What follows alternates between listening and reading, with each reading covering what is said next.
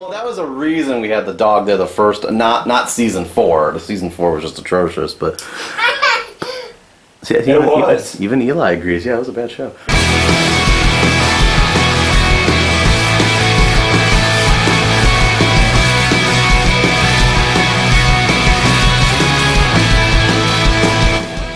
All right, welcome to Buffalo Bills pregame show for the preseason. It's Bring Your Kids to Work Day, and we're joined by Elijah, an up-and-coming Bills fan. Say hi, buddy. We're getting ready to start off the preseason here this week. Big game against the Panthers, first preseason game. And, of course, the biggest question with the Buffalo Bills is who is going to be calling the signals on the offense. Quarterback competition, we have 3 players, Tyrod Taylor, Matt Cassel, E.J. Manuel. What are your thoughts up to this point?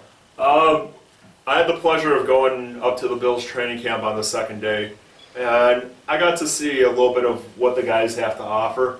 Probably the biggest concern, even though Cassel's been named the starter for Friday night's game, I just don't think he has an arm anymore. There's just no zip to his throws anymore. And against an NFL defense, if you can only throw the ball within 10 yards of the line of scrimmage, you're not going to be challenging people down the field. Marquise Goodwin's useless at that point. You limit what Percy Harvin can do, Robert Woods and Sammy Watkins. If you can't get it down the field at all, there's no way you're going to beat a good Patriots secondary or a pass rush of Donkey Kong Sue.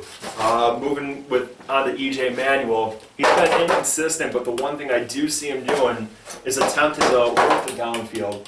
I'd rather have a young quarterback trying to pick apart a defense down the field as opposed to, here, let me throw it along the side, let me throw it along the side, and let me run. The fact that he's sticking in the pocket and he's trying to make those throws is some encouragement. It is discouraging, though, that he's not making those throws, but one thing at a time. Tyrod Taylor, he has legs, he has some throwing ability.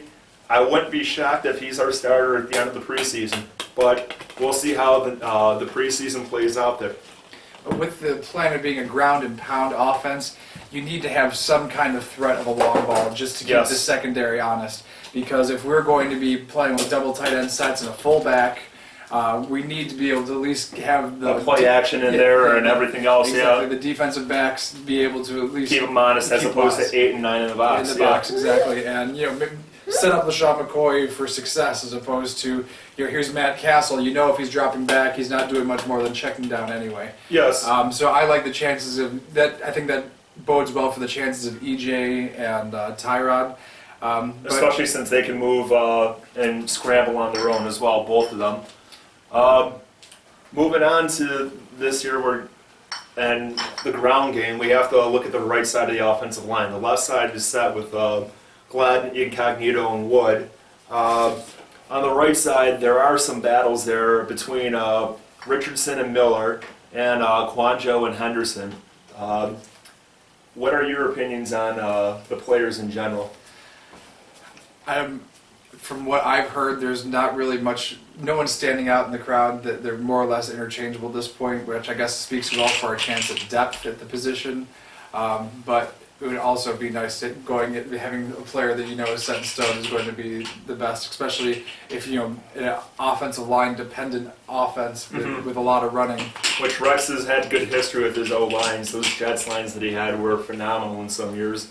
I will say that John Miller, good God, that is one massive human being.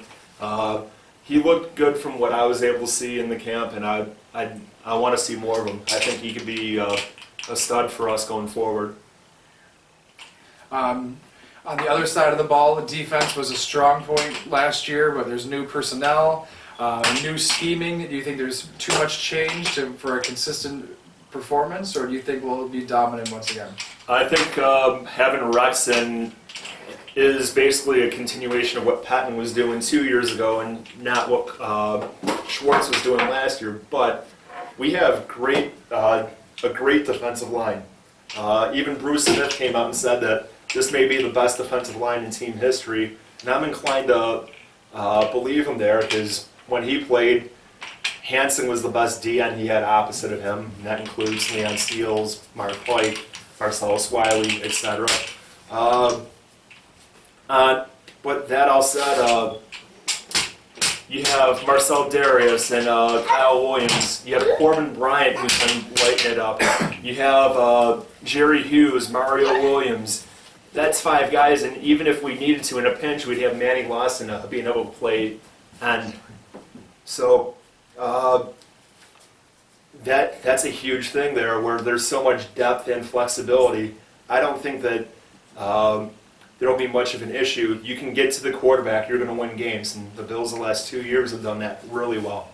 Kyle Williams hurt in practice today. If that turns out to be a long-term injury, and Dareus is suspended for the first game, do you think we have enough depth to cover up those kind of gaps? I do. Corbin Bryant is definitely a solid interior player. I think that, we'll be fine there in the grand scheme of things.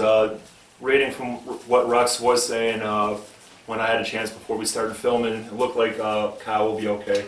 But that all said, he is getting long in the tooth. We'll have that change in the future there. On the secondary, we have Ronald Darby, is that the name? Yeah, our top draft pick. Shows how much I paid attention to the draft this year. He's looking really good with McCalvin being hurt throughout camp at this point. He looks like he could be another great defensive back, and when you count McCalvin, Gilmore, Corey Graham, Nickel Roby, who just signed a new deal, Aaron Williams, Duke Williams, Meeks. We have a secondary that's just loaded right now.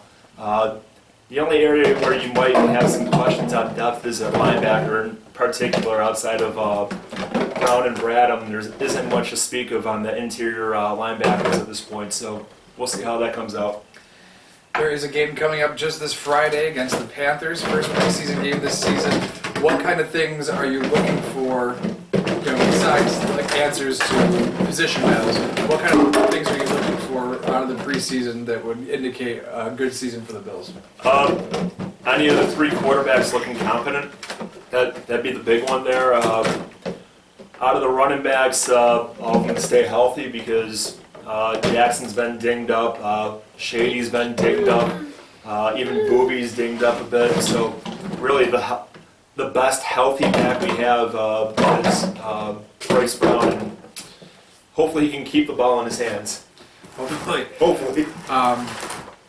I think going into the preseason that we're looking for, there's a lot of new things coming in, a lot of new schemes on offense and defense. Rex Ryan said the offensive playbook is the biggest in human history. So I'll be looking to see if it looks like the team has a good grasp on the schemes, that there's people aren't out of position or looking to the sideline to get their like position assignments. Yes, and that's the one thing that you can never discredit Rex. He runs a very organized team in general. He made it to the conference championship with Sanchez as his quarterback twice. So I have a feeling that they're going to be very organized there. And the one thing that the producer and I both agreed upon was it was nice seeing the first team go against the first team and the second team go against the second team simultaneously, as opposed to the ones versus ones. Oh, here come the 2s versus 2s.